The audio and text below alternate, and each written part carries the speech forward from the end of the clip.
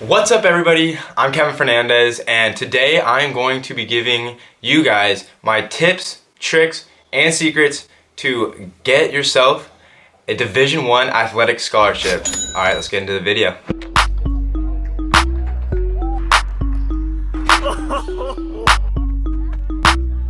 Yeah! So you guys are probably wondering, who is this guy who's gonna tell me how to get a Division I scholarship? Is he even a D1 athlete?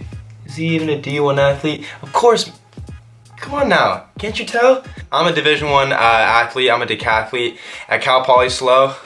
Go Stangs Baby. I do a decathlon, so I compete in 10 events, but I specialize in long jump, high jump, and pole vault.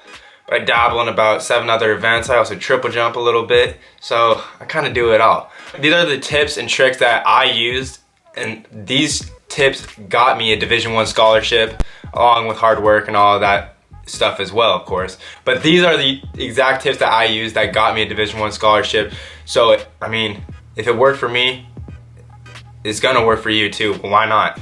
Alright, we're gonna start this video off with the #1 tip that I have for prospective athletes who are trying to get a Division I scholarship. And this tip is emails. Emailing coaches and introducing yourself to them. This is the #1 most important tip that I used that got me a Division I scholarship. So junior year, I had pretty decent marks. I finished off my season strong, but I was getting reached out to by D2, D3, a couple of smaller D1 schools, which I mean, an offer is an offer by any means, some NAIA schools as well. But not really kind of the D1 schools I was aspiring to attend and get a scholarship for. So I thought to myself, instead of just waiting for track season to come, why don't I just like put myself out there and introduce myself to some coaches? So that's exactly what I did. I wrote up an email, I introduced myself, said, hi, I'm Kevin Fernandez, I go to Cathedral Catholic High School, this is my GPA, these are my test scores, all that good stuff. And then I told them all my marks from junior year, told them what I'm aspiring to accomplish my senior year, just told them why I'm super interested in this school. So I wrote this for a couple of like big schools, USC, UCLA, and then I just thought to myself, why don't I just send this to every single school that I want to attend? Over the span of the next month, this was about September, my senior year, I believe I emailed over 200 coaches this spiel that I wrote up. I would go to a school's website, go to their coaching staff, click on their coaches' emails, and then send them an email. But I wouldn't just do this for my event email. I'd send it to their sprints coach, I'd send it to their jumps coach, to their decathlon coach, to the head coach. Bro, I send it to all the coaches, even the distance coaches sometimes, just to get my name out there. So if they all got together, like, oh, did you guys get this email from a kid, Kevin Fernandez? Oh yeah, I think he looks like a stud. Yeah, we should recruit him. I'm guessing that's how it kind of went. But yeah, I sent a ton of emails just introducing myself, telling them my marks and everything. And not all schools got back to me, but it gave me some confidence because schools like USC were coming back to me, UCLA, obviously. Cal Poly hit me up, and they would either tell me like, hey, these are our standards for walking on, these are our standards for a scholarship, we think you'd be a great fit here. Or sometimes they'd tell me, hey, I don't know if you'd be a great fit at this school, but let me tell you some schools that I think you would be a great fit at. Even if they straight up told me to my face, like, I don't know if you're gonna be able to compete at this school, they still were super nice and just told me their requirements in order to get on the team for a scholarship or get on the team for a walk-on. So that's my #1 tip in this video, is to send emails. That's the most crucial part. Going into my senior year, I had, I think, 2 Division I scholarships, and after I sent all these emails, I just figured, why not, let me send them in. I ended up getting over 20 Division I scholarships, either walk-on or scholarship. Another big part about when you're sending an email to a Division I coach is the subject box. So when you're sending a Division I coach an email, you don't want to just leave that blank and send it to them, because they're just going to see a random email, and when they see a random email and no subject, they're just going to go ahead and put that into their delete box. When I was emailing my D1 college coaches, I would say, write the whole spiel, the whole email, and I'd say, prospective decathlete Kevin Fernandez, like all capital letters, because that's going to capture the eye of any D1 coach. If he's scrolling through his email, there's a bunch of no subject, delete, but it says, oh, it's prospective decathlete. Hey, we need a decathlete, let me read this. And they open it up and then see what you wrote down, all your credentials, like what you're hitting, your GPA, all that type of stuff. And then they're gonna be more intrigued. But yeah, I was sitting in class during my senior year sometimes I was not really paying attention to what the teacher was saying because I was so focused on getting a D1 scholarship that I'd be sending these emails during class. But seniors, don't do that. School's important. Focus in class, send the emails when you get back home. But I was actually sitting in class one time and I had sent an email to Cal Poly, and in the middle of my pre-calc class, I start getting a phone call, and I look at my phone, I'm like, I don't know who this is. The number texted me and said, hey, this is Coach C from Cal Poly. I asked my teacher, actually my teacher was my track coach, Coach Geiger. I'm like, hey, Coach Geiger, can I go to the restroom? And he's like, yeah, sure. So I go to the bathroom, I pick up the phone, and I start talking to Coach C. He's starting telling me like, hey, I want you to come out on a visit. And this is minutes after I sent him an email, so I'm hyped up. So I'm on the phone with him for like 10 minutes, and I completely forgot that I had class, and I go, oh shoot, I gotta go. Thank you so much for calling me. So I set up a visit with Coach C, and I went back to class, and I started getting some weird looks because I was gone in the bathroom for like 10 minutes. So Coach Geiger's like, hey Kev, are you good?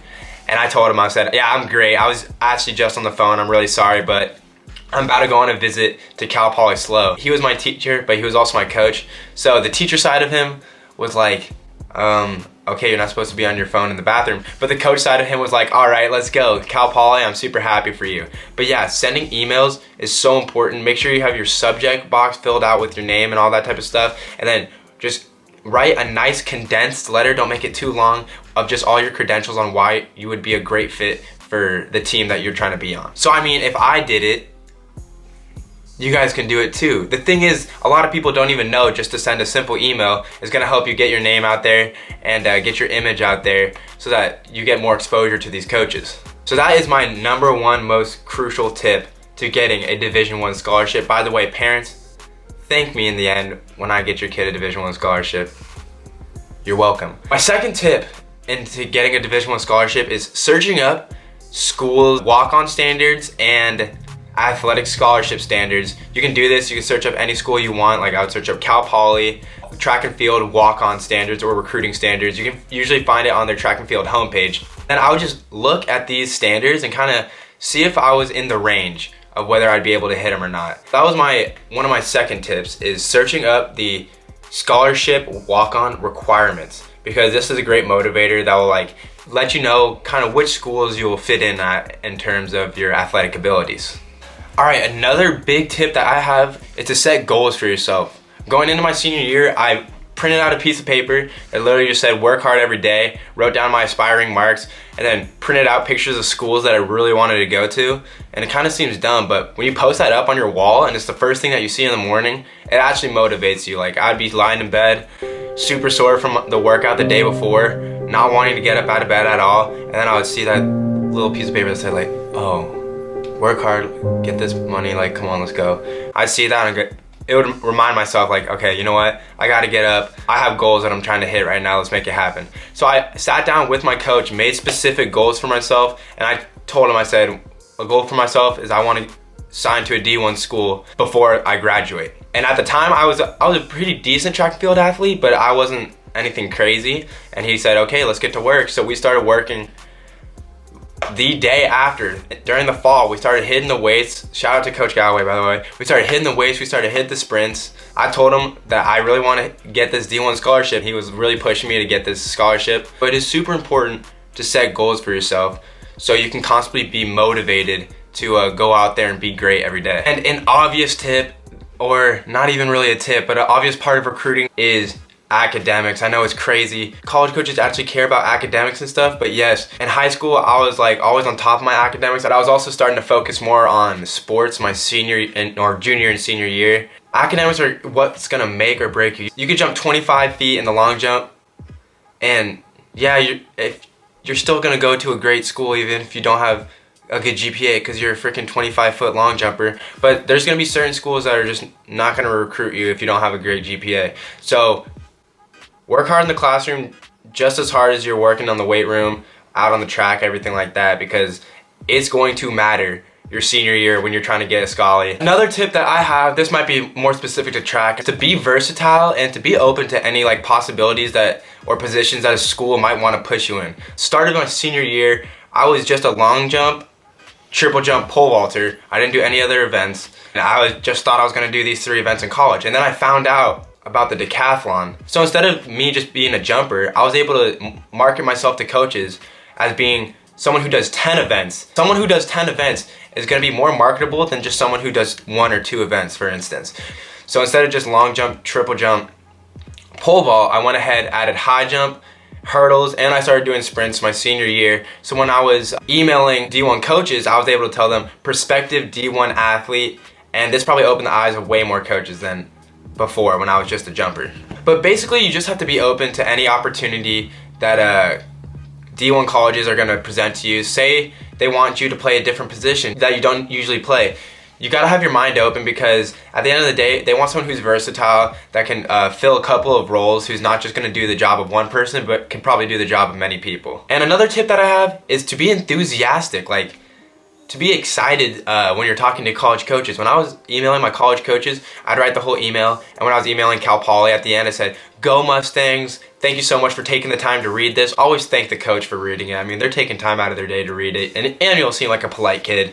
But coaches are gonna wanna recruit someone who's genuinely excited, instead of somebody who like tries to act super cool and like is trying not to like care that much or whatever. Hey, caring's cool. So act super excited when you're talking to a college coach, because recruiting is an exciting time. I mean, when I was getting recruited my senior year, that was such a fun time. So be excited when you're talking to a coach on the phone, because they're gonna want someone with good enthusiasm to be on their team. And lastly, one of the tips that I have is to have video of yourself competing. Whether you're like, you have your mom videotape on her iPhone 4, or you have your brother videotape while he's at one of your meets or something. A lot of these coaches are gonna wanna see your form and how you're jumping, or you're playing basketball, or how you're doing whatever sport you're doing, whatever you're doing. So you're gonna wanna be able to have that ready for them when they ask for it, or if they don't even ask for it, be like, "Hey coach, by the way, this is a video of me long jumping," and when you send it over, so then they'll have a good idea of what type of like form you have, what type of athlete that you are, and they're gonna realize that you're really enthusiastic and invested into your sport, and that's gonna make you more valuable to them. And I will post what it kind of looks like when you,